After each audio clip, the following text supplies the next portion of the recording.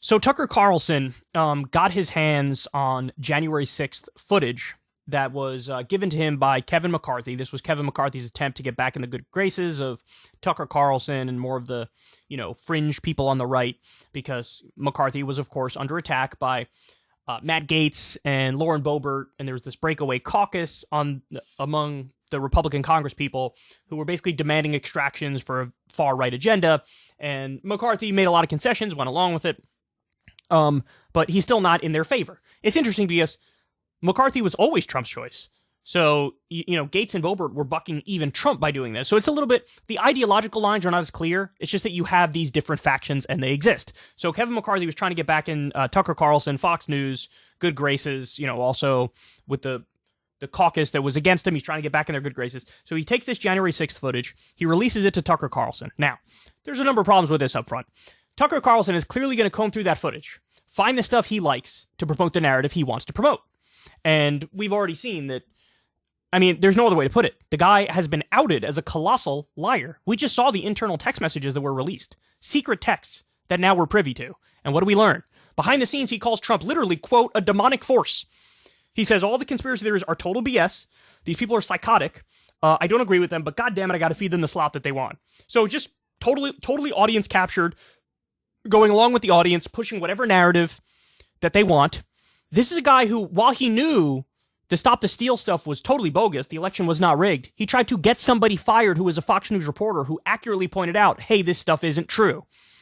Real scumbag. So anyway, he combs through all the stuff, and he finds video of the QAnon shaman guy, who, by the way, he's serving a quite lengthy prison sentence at the moment because of how much he was involved in January 6th and the riot, etc. They find video of police officers basically like escorting dude around, right? Like there's Capitol police officers who are like calmly talking to the QAnon shaman, and they're sort of showing him around and trying to open doors for him. And I think they bring him to the Senate chamber or whatever, and he gets in there and he even thanks the police officers when he's giving a little speech from the Senate. Very bizarre stuff. So now I'll talk about my conclusion on this in just a second, but first I want to go to Trump's reaction to this. So Trump sees Tucker Carlson's report, and Trump, he's going to spin anything to his advantage. And so he goes out there and says, oh, I'm vindicated. Everything I've ever said about this is now totally true and is proven. It's irrefutable. Everybody shut up. I'm right. Classic Trump. So in Mediaite, Trump calls for release of all January 6th detainees following Tucker Carlson rewrite. Let them go free now. Okay, here we go. Congratulations to Tucker Carlson on one of the biggest scoops as a reporter in U.S. history. The new surveillance footage at the January 6th events sheds an entirely different light on what actually happened. The Unselect Committee was a giant scam and has now unequivocally been stamped as criminal fabricators of this most important day. Pelosi and McConnell failed on security. Okay, you were president.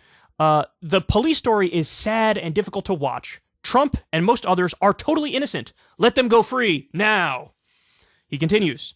Great courage shown by Speaker of the House Kevin McCarthy in releasing the surveillance footage to Tucker Carlson so that our country, and indeed the world, can see what really went on during the January 6th events. A whole new and completely opposite picture has now been indelibly painted. The Unselect Committee lied and should be prosecuted for their actions. Nancy and Mitch were a disaster on security.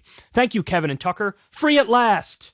And then finally, all caps, so Trump's serious, let the January 6th prisoners go. They were convicted or are awaiting trial based on a giant lie, a radical left con job. Thank you to Tucker Carlson and Speaker of the House Kevin McCarthy for what you both have done. New video footage is irrefutable. So the line that they're somehow going with here is the fact that these police officers were helping the QAnon shaman. That proves that this was like a left-wing orchestrated fake event.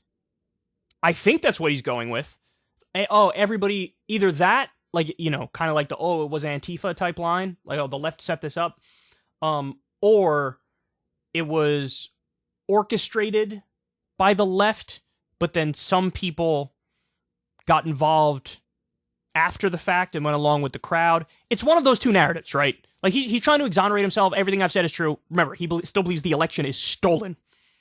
We know that's not true, right?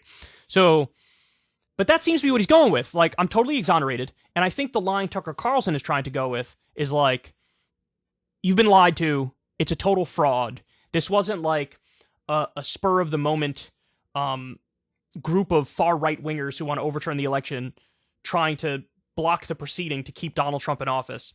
He's trying to say somehow the left is responsible. Now, I have to say, that is 100% not Occam's razor, and I don't know how they can make that argument with a straight face without feeling embarrassed. To me, Occam's razor is like, okay, there were some police officers who were sympathetic to the protesters, to the January 6th people, to the rioters. Now, by the way, at this point in time, I don't know if at the time they were showing the QAnon shaman around, did like the riot and the violence already start? It could have been that that wasn't the case. I don't know. But let's assume for a second it was the case. You could have had some people among the Capitol Police who were kind of sympathetic to the January 6th types. Maybe they're a pro-Trump person. They're like, these guys won't cause too much trouble, or even if they do, what are you going to do? I kind of agree with them ideologically. And so they let him through. I mean, we've seen the videos on January 6th, the day of. There were videos circulating around social media of some Capitol Police officers opening the gates and letting people in, letting people past barricades that they, in theory, were not allowed past. So when I look at that, it actually, in a weird way, proves the opposite point of the one they think they're making. Namely, that you have a lot of allies who agree with far-right conspiracies and rigged election conspiracy theories and are massively pro-Trump. You have a lot of those allies among the Capitol Police. So in no way, shape, or form was this like the left's fault. Even if I'm being super kind, right? I wouldn't be surprised if the FBI and the intelligence agencies were involved in one way or another trying to goad some people into doing violent action, because we've seen this with, so many other things. We've seen the stories of a young Muslim kid with a 70 IQ is basically prodded by the FBI to try to do a terror attack, then they foil him and go, aha, we're heroes, right? Like, we've seen that before. So I would be surprised if the FBI was trying to lead some people into doing violence or whatever. But even in that scenario, that's not the left's fault. That would be the intelligence agency's fault. But more importantly, even if the intelligence agencies were involved in one way or another, trying to prod some people to do some things, we had thousands of people break laws on that day. Windows broken, barricades broken, going in, taking documents that were on senators' desks, taking literal podiums out of there, committing all sorts of crimes, assaults on police officers, you name it. So even if it was the FBI was involved in one way or another, and they tried to get some people to cross a line, that I would blame the FBI for these specific examples, for the specific people that they prodded to get involved. But they certainly weren't responsible for the thousands of people that joined in and with their own agency made the decision to follow the mob and commit crimes. I don't have sympathy for those people. They are still wrong. They are still committing a crime. And in no way, shape, or form is this the left's fault. So for them to claim vindication, for Tucker Carlson to claim vindication, all this tells me Occam's razor is what? There were some people in the Capitol Police Force who were sympathetic to the pro-Trump people, the rigged election stop the steal people. There's some maybe even sympathetic to the idea of, I want Trump to stay in power. And so they treated these guys with kids' gloves. Now, by the way, if the facts were reversed a little bit, this was like a Black Lives Matter protest or some socialist protest, these same cops who were being super kind, probably too kind, to the QAnon shaman and others, they would have been the ones breaking skulls, right? They would have been the hardest on these people coming in there. So that's all this tells me.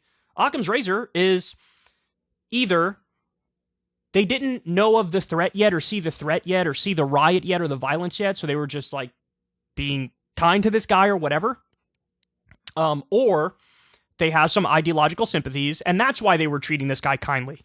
This doesn't tell me anything at all about the left is responsible for this. You think the left wanted something like this to happen? Everybody was horrified on the left that day. I remember how I felt on that day. I'm like, Jesus Christ, what is happening? This is like Banana Republic stuff. So anyway, I can't believe there's still like, there's certain things these people will never, ever, ever let go. Ever. Ever. And this is one of them.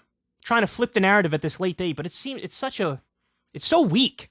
It's so weak. But of course, Trump is going to use anything in his favor, and now he's going to, I've been totally exonerated, irrefutable. And that's just bogus. And look, the thing that's most obnoxious about this, Tucker Carlson knows that this doesn't vindicate Trump, and this doesn't mean, see, bro, January 6th was nothing at all, bro. That doesn't vindicate that position, but that's how he's going to act. And I think that's embarrassing. And again, we know because of those secret texts, he's smarter than this. So he's just playing a role, he's playing a character, he's feeding the slop to the audience that he knows they want to hear. There's no honor in that. There's no honesty in that. And it's beyond pathetic. If you want to see me and Crystal Ball interview legends like Noam Chomsky, Cornel West, and more, subscribe to Crystal Kyle and Friends on Substack. $5 a month gets you the video version a day early. Remember, we take 0 ad dollars for this podcast.